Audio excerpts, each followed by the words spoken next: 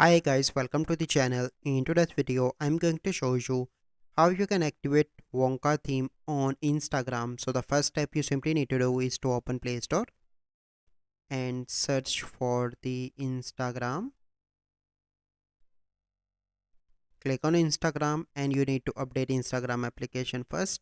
As you can see, my Instagram is up to date. Then you simply need to click on open and then you simply need to click on this messenger icon on the top right.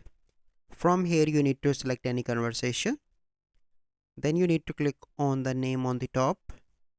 From here you need to click on theme and here you can see Wonka. Click here, wait for few seconds and now you can see that Wonka theme is activated. So this is the process. I hope you find this video helpful. If you find this video helpful, must like this video, subscribe to our YouTube channel for future videos. We'll see you in the next video.